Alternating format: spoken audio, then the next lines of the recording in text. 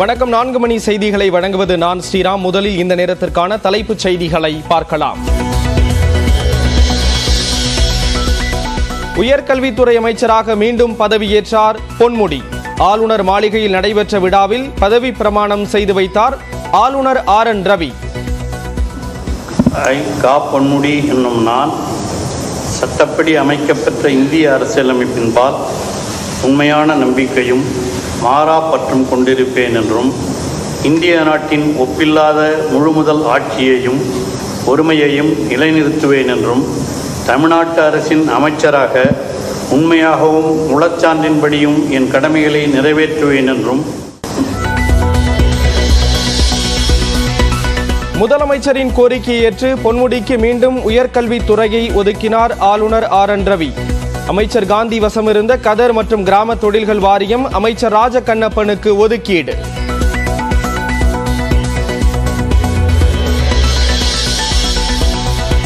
மீண்டும் அமைச்சராக பொன்முடி பதவியேற்றதால் திமுகவினர் உற்சாகம். சென்னை அண்ணா அறிவாலயத்தில் பட்டாசு வெடித்து கொண்டாட்டம்.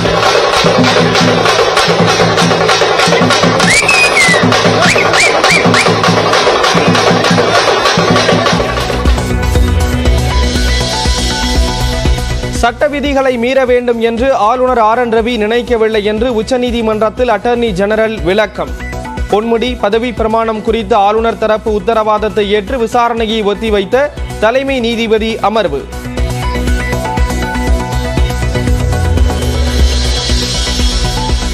ஆளுநர் RN ரவிக்கு ஒன்றும் தெரியாது என திமுக செய்தி தொடர்பாளர் TKS இளங்கோவன் விமர்சனம். ஆளுநர்கள் மூலம் ஜனநாயகத்தை குலைக்க பார்க்கிறது பாஜக என்றும் கண்டனம். கோபத்தில் சொல்ல வேண்டால் அறிவு கூட இந்த ஆளுநருக்கு இல்லை என்றுதான் சொல்ல வேண்டும். இவருக்கு ஒன்றும் தெரியாது.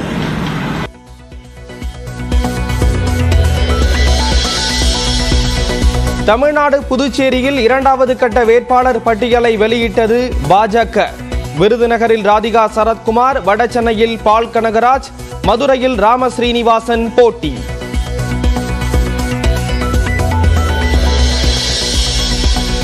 பாஜக சார்பில் திருப்பூரில் AP முருகானந்தம், தஞ்சாவூரில் M முருகானந்தம், நாமக்கல்லில் KP ராமலிங்கம் களம். தாமரை சின்னத்தில் தென்காசி தொகுதியில் ஜான் பாண்டியன், சிவகங்கையில் தேவநாதன் போட்டி என அறிவிப்பு.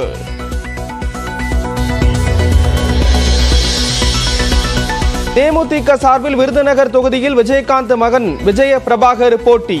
மத்திய சென்னையில் பார்த்தசாரதியும் கடலூரில் சிவக்கொழுந்துவும் களம் காண்கின்றனர்.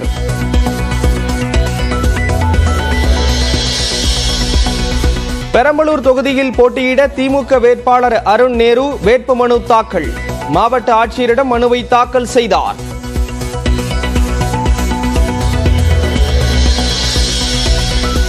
மக்களவை தேர்தலுக்காக 130 வாக்குறுதிகள் அடங்கிய அதிமுக தேர்தல் அறிக்கையை வெளியிட்டார் பொதுச் செயலாளர் எடப்பாடி பழனிசாமி. மகளிருக்கான மாதாந்திர உரிமை தொகையை 3000ஆக உயர்த்த மத்திய அரசிடம் வலியுறுத்துவோம் என வாக்குறுதி.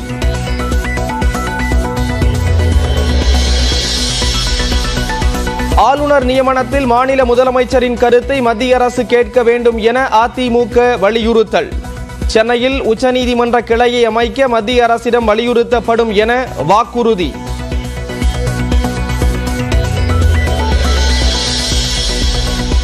கெஜ்ரிவாலை அமலாக்கத்துறை கைது செய்ததை கண்டித்து டெல்லியில் ஆம் ஆத்மி கட்சியினர் போராட்டம். தடையை மீறி போராடியதாக கூறி வலுக்கட்டாயமாக காவல்துறை கைது செய்ததால் தள்ளுமுள்ளு.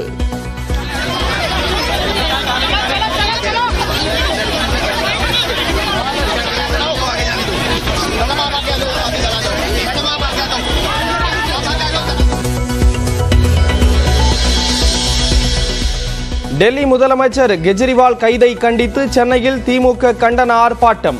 MP தயாநிதி மாறன் தலைமையில் தெற்கு ரயில்வே தலைமை அலுவலகம் முன்பாக போராட்டம். மிரட்டி இன்னைக்கு 8000 ரூபாய் கோடி வசூல் செஞ்சிருந்தது மோடியோட பாஜக. காஞ்சிபுரத்தை தவிர்த்து 9 மக்களவை தொகுதிகளுக்கான வேட்பாளர் பட்டியலை அறிவித்த பாமக. அரக்கோணத்தில் பாலு, கடலூரில் தங்கர் பச்சான் போட்டி.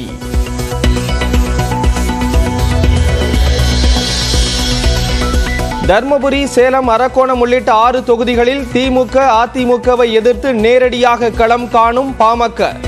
விழுப்புரத்தில் அதிமுக மற்றும் விசிகவுடன் மோதுகிறது.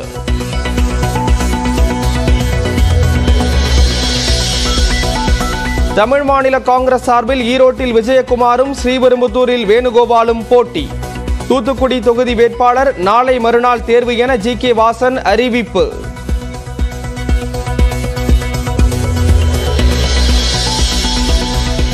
சென்னையில் சைக்கிள் ஓட்டி வாக்கு சேகரித்த ஜி.கே. வாசன்.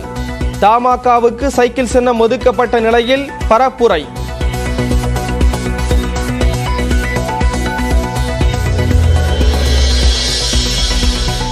கன்னியாகுமரி, விருதுநகர், கரூர், கிருஷ்ணகிரிக்கான வேட்பாளர்களை இறுதி செய்தது காங்கிரஸ் தலைமை. கடலூர் உட்பட எஞ்சிய 5 தொகுதிகளுக்கான வேட்பாளர் விரைவில் தேர்வு செய்யப்பட உள்ளதாக தகவல்.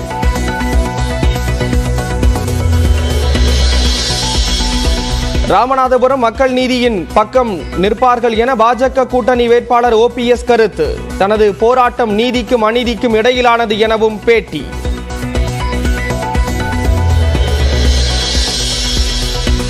மக்களவைத் தேர்தலில் நாம் தமிழர் கட்சிக்கு மைக் சின்னம் ஒதுக்கியது தேர்தல் ஆணையம். இனி கரும்பு விவசாயி சின்னத்திற்கு உரிமை கோருவதில் சிக்கல்.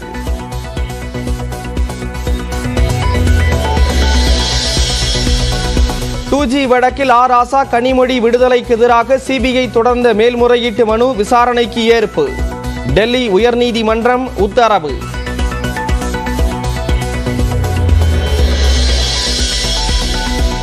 பூட்டான் சென்ற பிரதமர் நரேந்திர மோடிக்கு கலை நிகழ்ச்சிகளுடன் உற்சாக வரவேற்பு. பூட்டான் நாட்டின் உயரிய விருது பிரதமர் மோடிக்கு அளிப்பு.